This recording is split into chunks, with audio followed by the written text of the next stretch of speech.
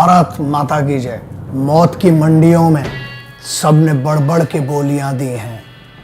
जब भी मांगी मेरे देश ने कुर्बानी, माओ ने भर भर के झोलियां दी हैं।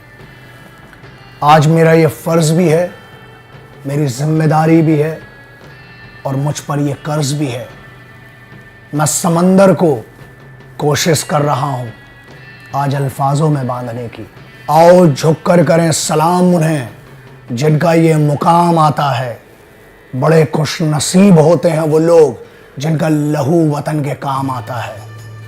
इसके आगे तभी देखना जब कुछ वक्त हो खाली।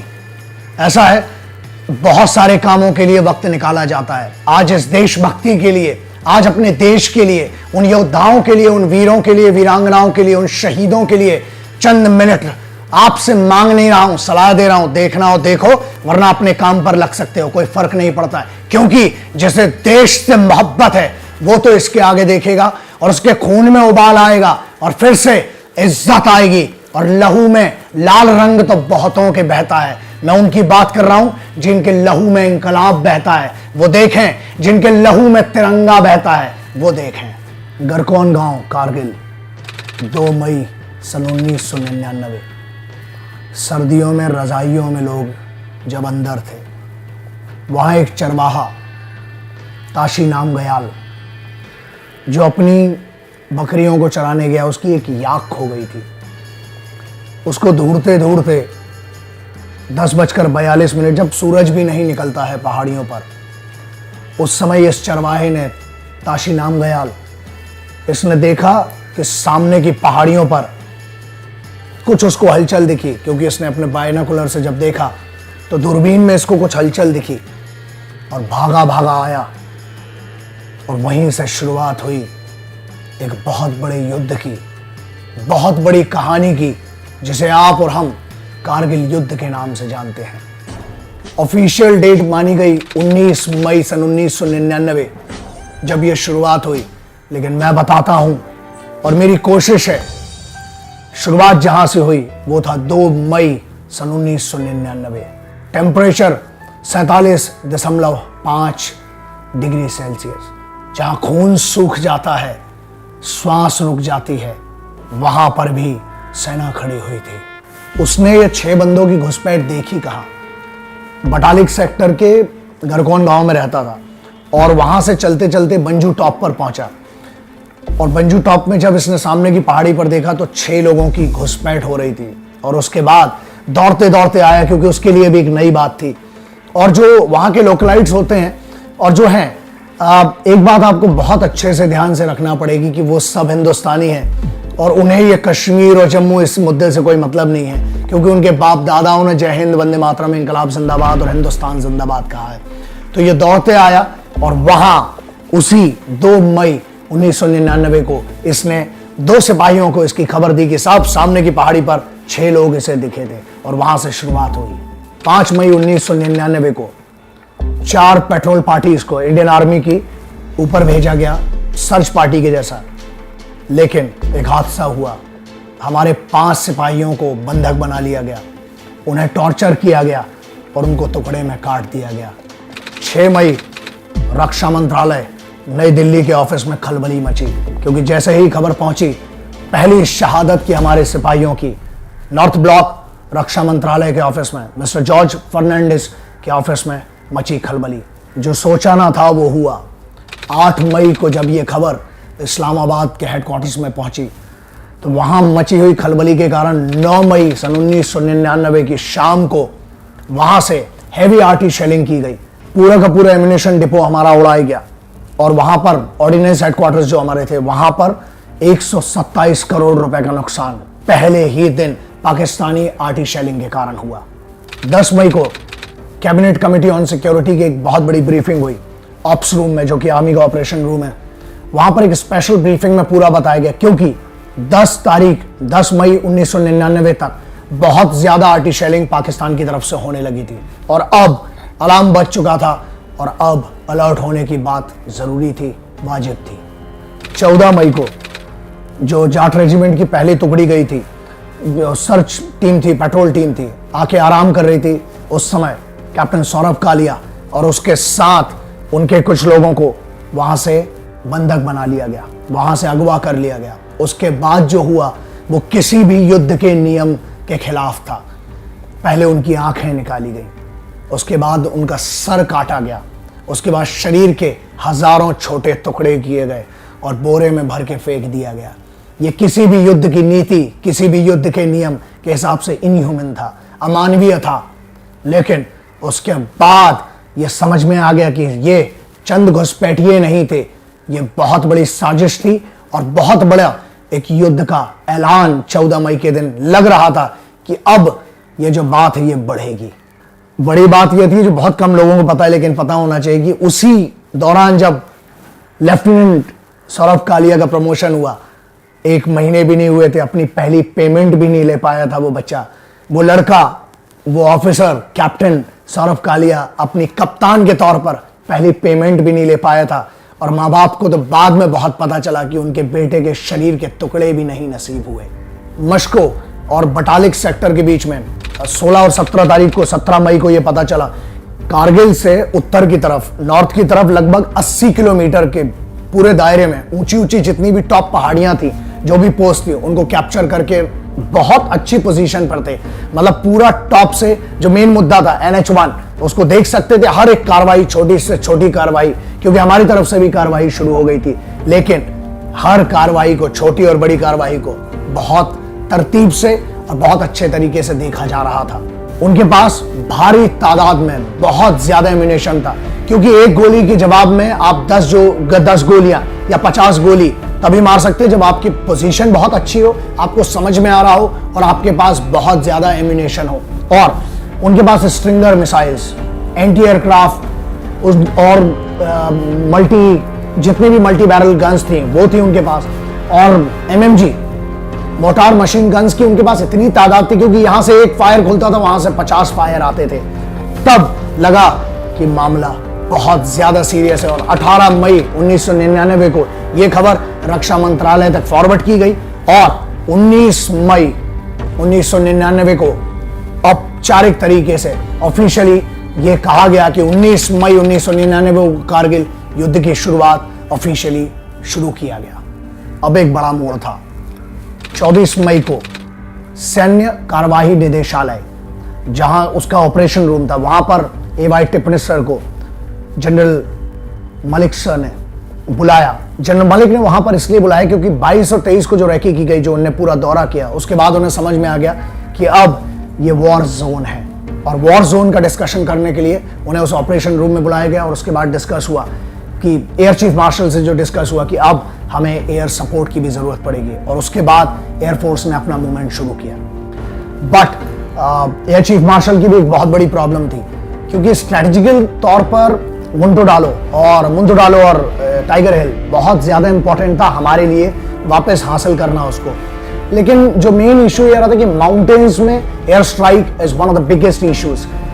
बट चीफ जो थे, उनने AY टिप्पणी सर ने अपने बेस्ट जो टीम थी, कोर टीम को बुलाया, और उसके बाद ऑर्डर्स हुए कि हमें ये किसी भी कीमत पर हासिल करना है। 24 मई मुंटोडालो और टाइगर हिल दोनों पर अटैक किया और पहला सक्सेसफुल ऑपरेशन वहां पर करके दिखाया, which was next to impossible, because जो कंडीशंस थी और टेम्परेचर भी बहुत कम चल रहा था। माउंटेन स्ट्रेटेजिकल पोजीशंस के हिसाब से हमारे लिए इंपॉर्टेंट था, लेकिन माउंटेन्स में एयर स्ट्राइक करना मौत को दावत देने के बराबर था। लेकिन ये जज्बा ही होता है जो लहू में बहने लगता है और कहता है कि दोस्त, शायद इसी दिन के लिए फौज ज्वाइन की थी।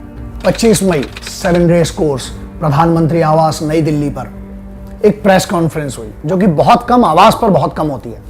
प्रेस कॉन्फ्रेंस हुई, वहां पर पूरे के पूरे साक्ष्य, तथ्य और जो भी फैक्ट्स थे अटल बिहारी वाजपेयी साहब ने पूरे प्रेस मीडिया के सामने रख दिए कि ये सिचुएशन है और हमारे साथ ये हो रहा है वहां पर वैली में, जम्मू एंड कश्मीर में। और उसके बाद एयर चीफ मार्शल AY टिप्पणी सर ने पूरी की पूरी एयर स्ट्राइक फुल स्विंग में खोल दी और अब शुरू हुआ हमारी स्ट्राइक का पहला दिन। 26 मई पठानकोट और श्रीनगर एयरबेस से उड़ान भरी गई। MiG-21, MiG-27 और Mi-17 हेलीकॉप्टर, साथ में अब बारी थी घायल परिंदों की, अब बारी थी उन लड़ाकू विमानों की जो बहुत गुस्से में अब तक भर चुके थे। और पहली स्ट्राइक की गई 26 मई सन 1999 को इंडियन एयरफोर्स के फाइटर्स जेट के द्वारा। सुबह 0.4590 पर हमला किया गया और उसके साथ ही बटालिक दोपहर के पहले तक बटालिक पर भी हमला किया गया और इसके साथ नीचे इंडियन आर्मी की इन्फेंट्री बटालियंस और आर्टिलरी के डिप्लॉयमेंट के साथ ऑफिशियली ऑपरेशन विजय और उसके साथ साथ एयरफोर्स का सफेद सागर, ये 2 ऑपरेशंस की शुरुआत हुई। लेकिन एक टेक्निकल प्रॉब्लम था। तुर्तुक और मशको इन वैलीज में, इन सेक्टर्स में इन्फेंट्री का ज्यादा डिप्लॉयमेंट या आर्टिलरी का ज्यादा डिप्लॉयमेंट करना, इसका मतलब ये था कि हम पाकिस्तानी आर्मी को एक मौका देते हैवी डिप्लॉयमेंट करने का। और अगर एयरफोर्स के ज्यादा मूवमेंट दिखते, उसका एक इशू ये था कि हम उनको भी एक मौका दे रहे हैं वॉरफेयर खोलने का और उसके साथ साथ क्योंकि एक चोट खा चुके थे 1965 के जैसा। एयरफोर्स की एक नॉर्मल ड्रिल थी, लेकिन उसके जवाब में पाकिस्तानी एयरफोर्स ने बहुत भारी भरकम तरीके से बहुत बड़ा हमला किया था एयरफोर्स का। वो एक चिंता भी थी, टेक्निकल पॉइंट्स थे, लेकिन उसके बाद भी बहुत संभलते संभलते कदमों को आगे बढ़ाया और 26 मई का दिन बहुत बड़ा दिन था। सुबह से लेकर रात तक इंडियन आर्मी, हमारी इन्फेंट्री बटालियंस के लिए, हमारी आर्टिलरी के लिए और इंडियन एयरफोर्स के लिए भी। और अगर इसका आप बहुत गौर से अगर इसको सोचना है, ये प्रॉब्लम ये थी कि अगर बहुत ज्यादा वहां से आर्टिलरी के लिए हम मौका देते या उनके डिप्लॉयमेंट को मौका देते तो इसका पूरा का पूरा फायदा घुसपैठियों को होता, जो कि हमारे लिए और ज्यादा खतरनाक था क्योंकि उसकी आर्टिस्ट शेलिंग के ही उसी के शेड में ये आगे बढ़ रहे थे। और अब क्या आगे बढ़ते, लगभग 11 किलोमीटर तक तो अंदर थे। So this was a very technical hitch and बहुत बड़ा कैच था। लेकिन 27 मई की सुबह जो हुआ वो एक बहुत बड़ा इतिहास का, बहुत बड़े इतिहास के पन्नों में लिखा जाएगा। 27 मई 1999 इतिहास में इसलिए भी है क्योंकि इंडियन एयरफोर्स के लिए एक बहुत बुरा दिन था और इंडियन एयरफोर्स के लिए एक बड़ी सीख भी थी, सबक भी था युद्ध के दौरान। जब फ्लाइट लेफ्टिनेंट नचिकेता अपना MiG-27 लेकर उड़े, उसके बाद दुश्मन के एरिया में जब जैसे ही फायर करने का सोचा, लेकिन पहाड़ पर चूंकि ऊंची पोजीशन पर घुसपैठिए बैठे हुए थे, वहां से एक स्ट्रिंगर मिसाइल ने MiG-27 को हिट किया। MiG-27 को जैसे ही हिट हुआ, गिरने के पहले पैराशूट उन्हें अपनी सीट इजेक्ट किया।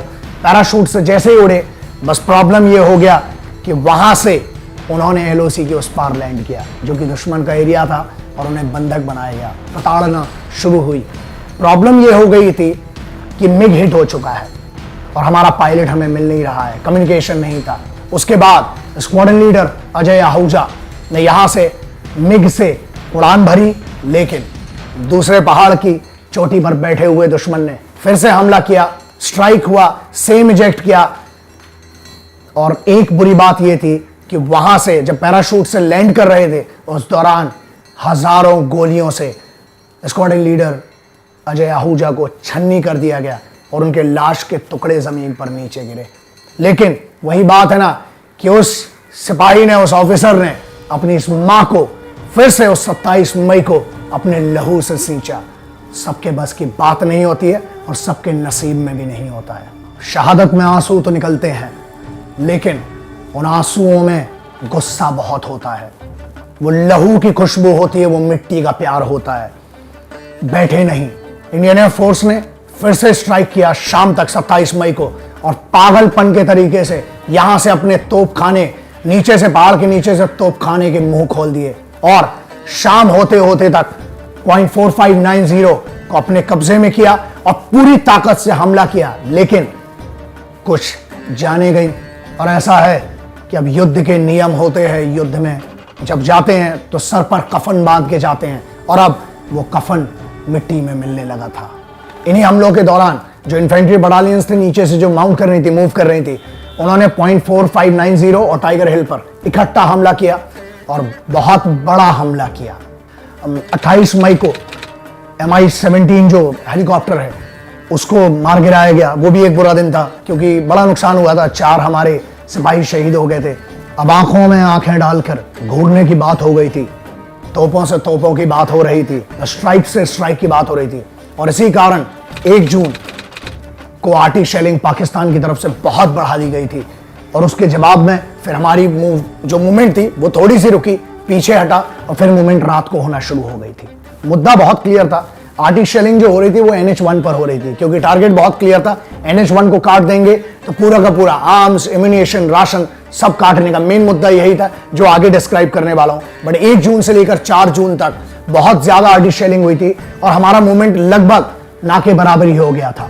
5 जून जबकि घुसपैठिए बहुत आगे तक आ गए थे, उस दिन 3 घुसपैठियों को मार गिराया गया। जब इंडियन आर्मी ने उन घुसपैठियों को मारा, बाद में जब उनके डॉक्यूमेंट्स चेक किए गए तब पता चला कि वो घुसपैठिए नहीं थे, क्योंकि अभी तक गाया जा रहा था, ये वाला राग अलापा जा रहा था। वो पाकिस्तानी आर्मी के सोल्जर्स थे, रेगुलर आर्मी के सोल्जर्स थे, और उनके डॉक्यूमेंट्स बाद में इंडियन गवर्नमेंट ने उनके साथ शेयर किए, पाकिस्तानी ऑफिशियल्स के साथ शेयर किए, और मीडिया में भी ये बताया गया कि अभी तक जो बात हो रही थी, अब ये बात ऑफिशियली, क्योंकि उनके डॉक्यूमेंट्स थे, उस पर आ गई थी और ये ऑफिशियली अनाउंस हो गया था कि पाकिस्तानी रेगुलर आर्मी के बंदे थे, ना कि कुछ घुसपैठिए।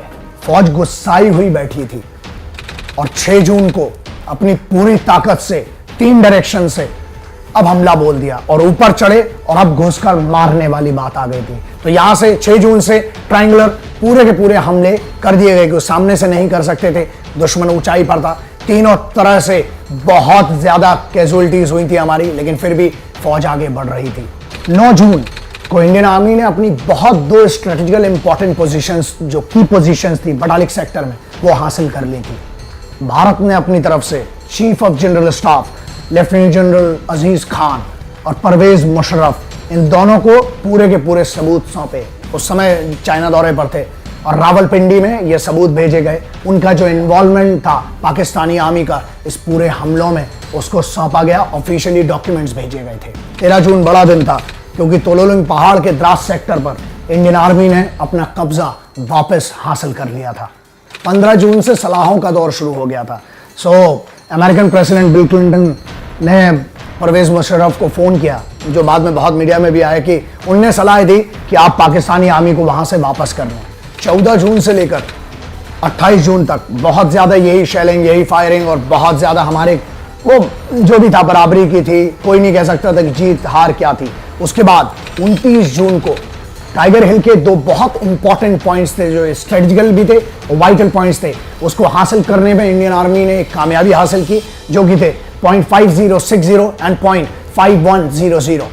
2 जुलाई को एक बड़ा निर्णय लिया गया, क्योंकि पहाड़ी पर बैठे हुए दुश्मन पर आप सामने से हमला कर नहीं सकते थे, इसीलिए 3 प्रोंज स्ट्रैटेजी होती है, 3 प्रोंज अटैक सिस्टम होता है, त्रिशूल भेदिए या 3 आवामीय जो होता है, उस तरीके से 3 दिशाओं से हमला किया गया। और बहुत बड़ा दिन इसलिए था क्योंकि नुकसान अब बढ़ने वाला था। 3 जुलाई रात को 11:54 के बाद लगातार चली 14 घंटों की नॉन स्टॉप शेलिंग, फायरिंग और मुठभेड़ के दौरान हमने उसकी सुबह टाइगर हिल पर अपनी फतह पाई, जो कि बहुत बड़ा एक हौसला अफजाई थी, लेकिन नुकसान भी बहुत हुआ। 5 जुलाई इंडियन आर्मी ने पूरे द्रास सेक्टर का कंट्रोल फिर से अपने पास हासिल किया और उस दिन नवाज शरीफ ने अनाउंसमेंट किया complete withdrawal of Pakistani army.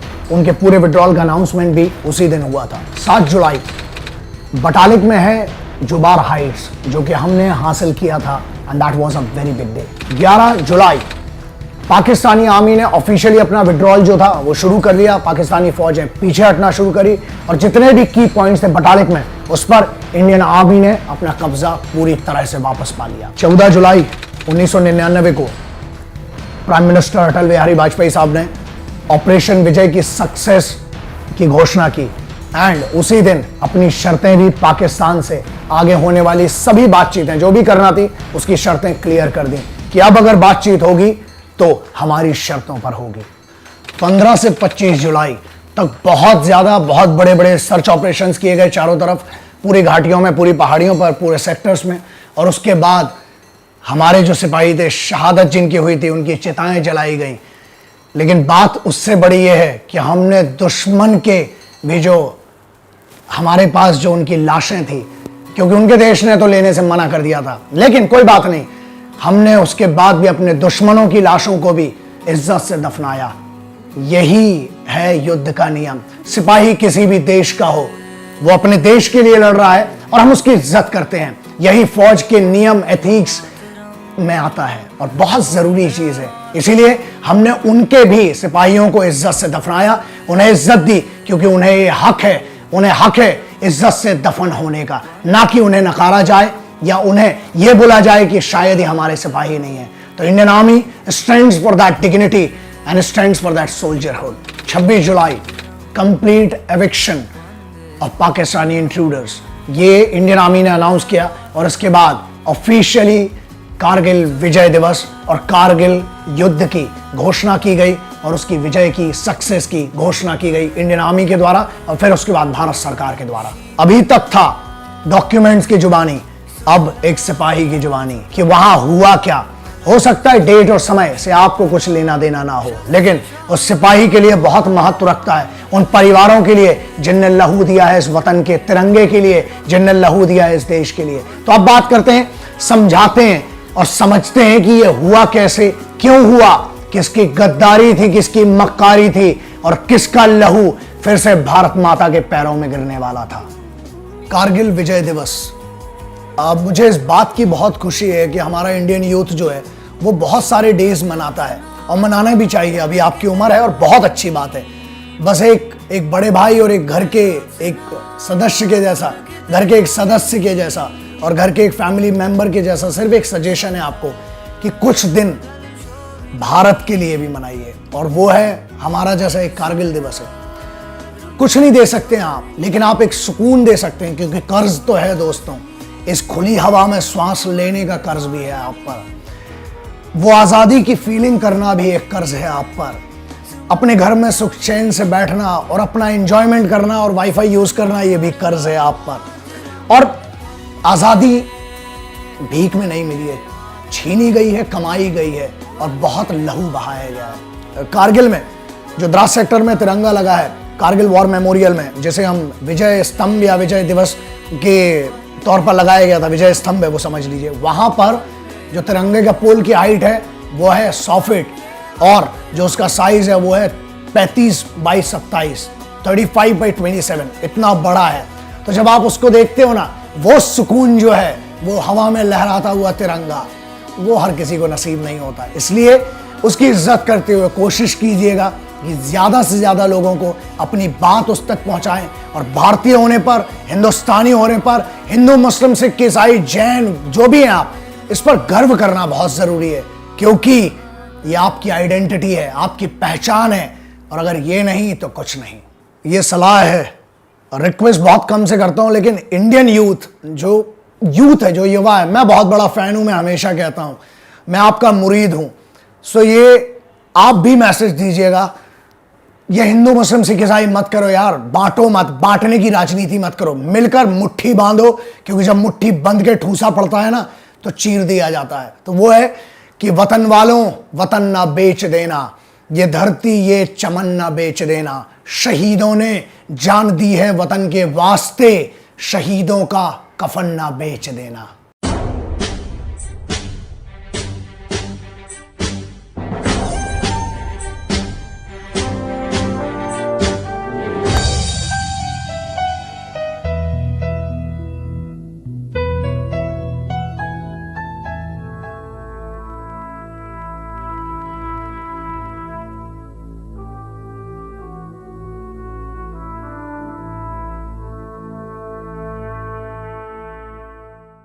हमेशा लोग कहते हैं कि सिपाही दूसरों से अलग कैसा है, आप भी एक सिपाही हैं।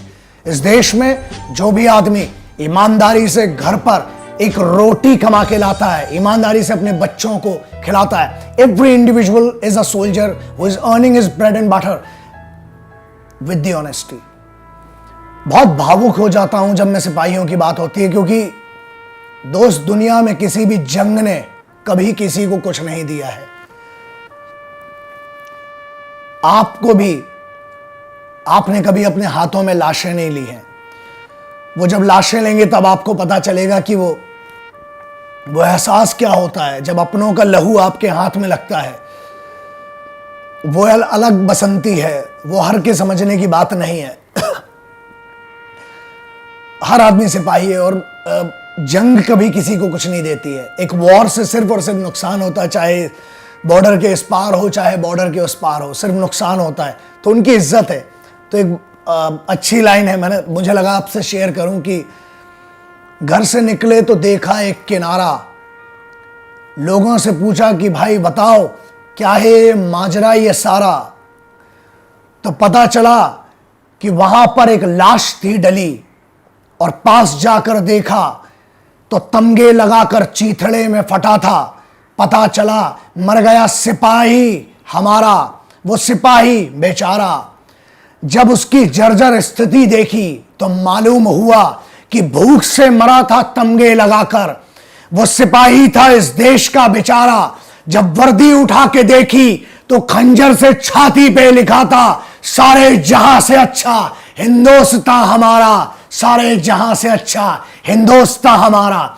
उस जज्बे की, उसकी कदर करना, हर हिंदुस्तानी के लिए और दुनिया के हर सिपाही की इज्जत करना हमारा फर्ज है, हमारा कर्ज है, और उसको निभाना बहुत जरूरी है।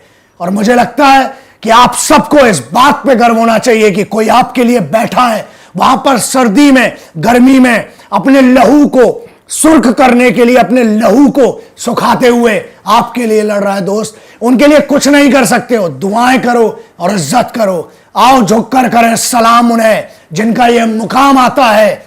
बड़े खुशनसीब होते हैं वो लोग जिनका लहू वतन के काम आता है।